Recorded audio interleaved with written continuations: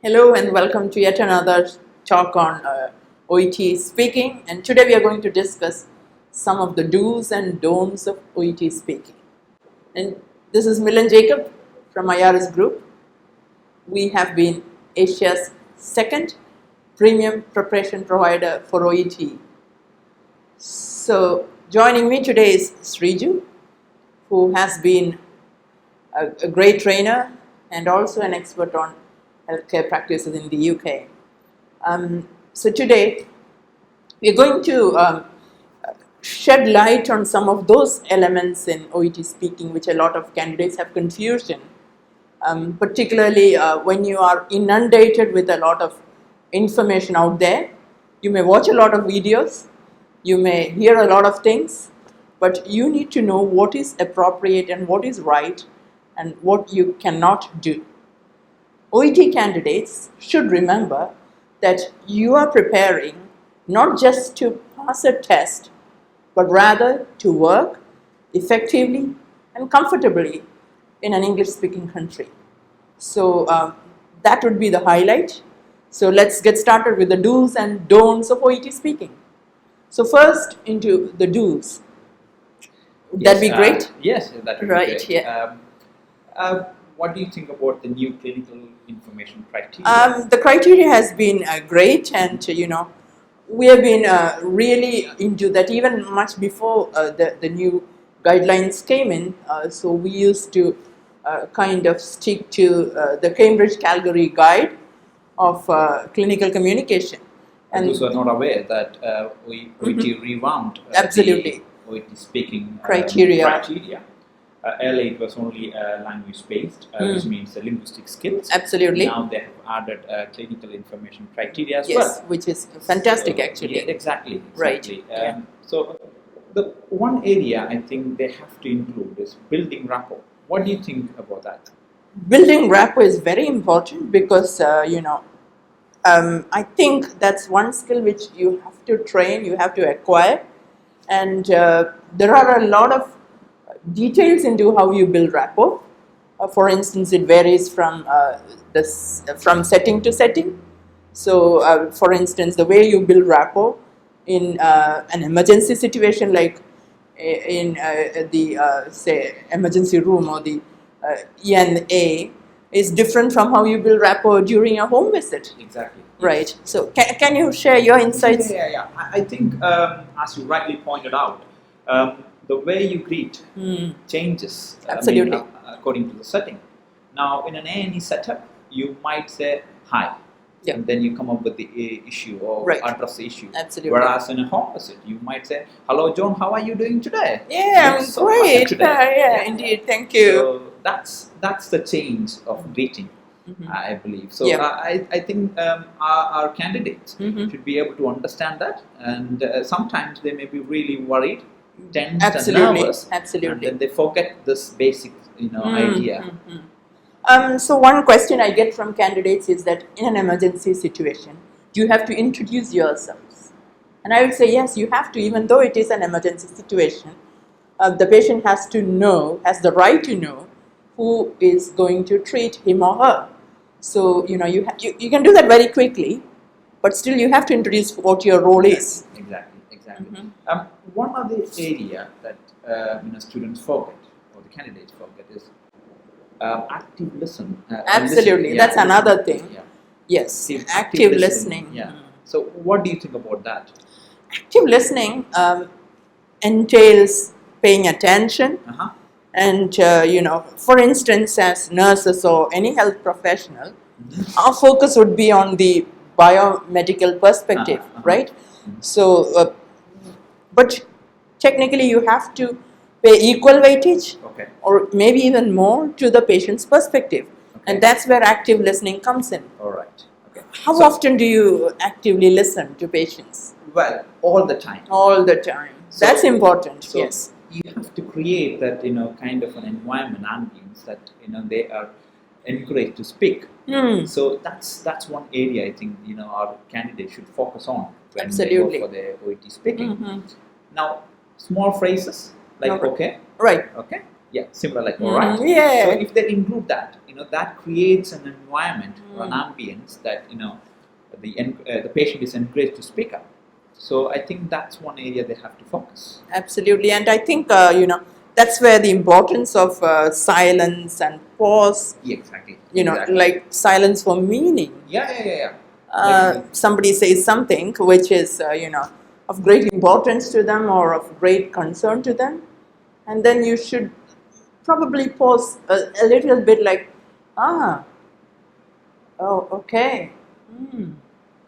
Take that time to absorb the information. Exactly. Rather than just nod and go ahead with your explanations. That's not which is basically a mechanical kind of talk. This is what happens, I think, absolutely. With most of the candidates, I guess. And patients would be at trouble if the health provider acts like a robot. Exactly. Right. So now one other area, I guess, is showing empathy. Okay, through verbal communication, how the candidate can show empathy. This is one criteria they've added recently. Absolutely. So sometimes I get a lot of comments from my team, or I listen to candidates speak, and this is what you often come across. I can understand your concern, when actually you don't understand their concern. So that is not the way you build empathy. Simply saying, okay, I understand you, or I can understand your concern, is absolutely wrong. You will not get marks for that.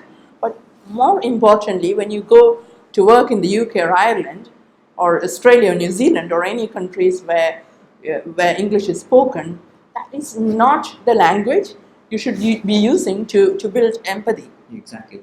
One example I can cite at this moment is, for example, a patient comes to you and tells you that spouse expired recently. How do you reply to it? Some of the candidates say, okay, and then go ahead with the conversation. All right, as if nothing has happened. Yeah, exactly. So as if nothing happened, as you said. Like they have to say, I'm so sorry for your loss, and then show that empathy, create that kind of an environment that the patient feels like they have that feeling of into their they understand their feeling, for example. So what do you think about that? That's very important, how you empathize with someone. And even if it's not about the death of a spouse, even for other things, like they say that they have got this condition, like I've been diagnosed with a cancer, and then your nurse is like, oh, okay, yeah, go ahead. That's not appropriate, right?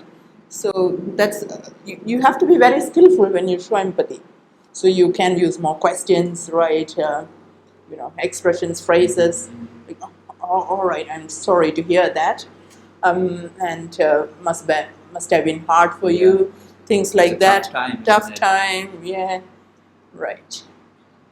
And one more thing which I think candidates should learn is how to signpost. So for instance, like you are now talking about, say, you have empathized and you want to move ahead. So you can use signposting language like, all right, and now let me discuss the treatment options, something like that. Or now let's talk about. Let's move on to the management of, whatever, right. So I think now we have discussed some of the do's. What are the don'ts, basically? There are a lot of don'ts, actually. Don't use inappropriate language, like say old, for instance. Yeah, I mean, all in the UK or any Western countries, it's used for something which is not used, not in use. So you can't say that an old lady, for instance. Right. So some of the candidates use that old lady, and some of the terms like the patient is suffering from, right. You can't judge, for example. So you need to That's again another important. Don't judge. Don't use judgmental language. Right. Okay. Yeah. And even back to the inappropriacies. Another inappropriacy which I recently came across is like, a candidate was telling you can ventilate your feelings. How do you ventilate? ask someone to ventilate, yeah, they could be ventilating their emotions and feelings, but we shouldn't use the word, you can ventilate now. We don't have an equipment for that. You let it happen, but use words which help them to like, how do you ask someone to let their feelings out?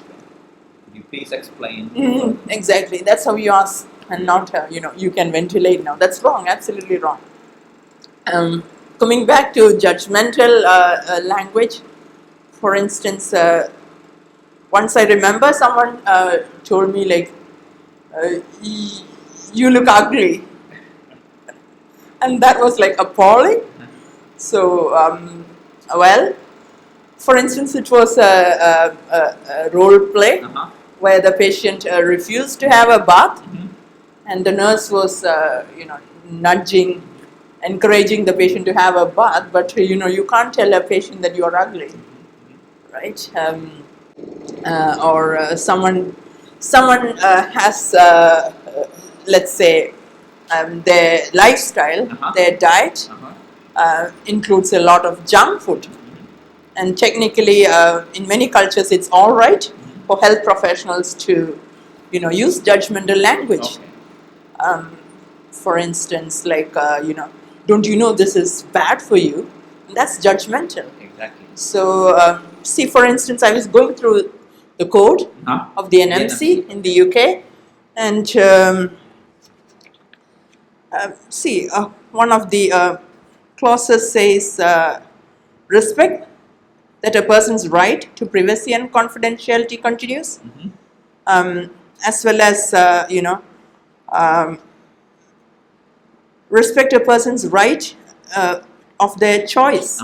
So I think it is important that they have the freedom. Yep, that's this one. Avoid making assumptions and recognize diversity and individual choice. So, what do you think of it?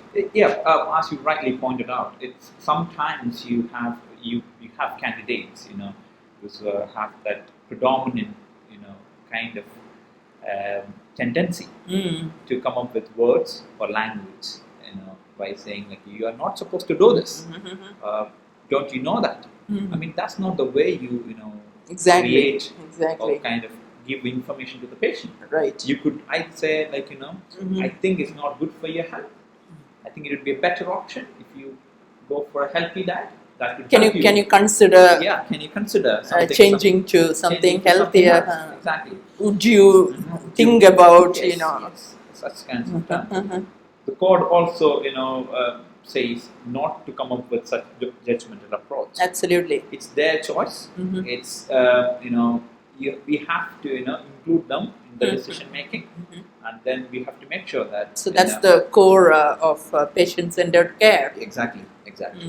So that's one area that candidates should be aware of when they go to countries like UK, New Zealand, or Australia.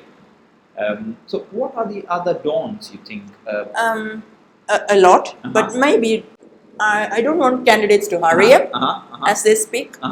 So take your time and consider it to be a realistic scenario where you are at your workplace in a clinical setting, and then you don't really rush through what you have got to say, because that would confuse your patient and it wouldn't be effective. So make it natural. So that's what what I assume OET wants. They want your interactions with the patient to be as natural as it could be. All right, and a lot of candidates find this difficulty. So what they do is they kind of speed up, and then especially if you are under stress, you tend to speak faster. So relax and just do not panic and do not rush through it. Don't hurry. You have got all the time to explain whatever you have in your roll card, and that's absolutely fine. And one last don't, which maybe I would share, is like, don't contradict what's given in your roll card. For instance, let's say the roll card says you have an appointment with the doctor next week. And the patient insists that they need an earlier appointment. right? So when a candidate is stressed, they may change it and tell the patient, yeah, I can give you an early appointment, which you are contradicting the roll card, and that's not acceptable. Okay. But probably, wouldn't it be okay if they tell you like, I'm afraid I can't give you an early appointment, Yes, that could be, yeah. but maybe if there is a cancellation, I can Yeah, try. yeah, try that. See, when you do that, you're not contradicting. Yes. You're kind of building something around it. Yes. Right, yeah.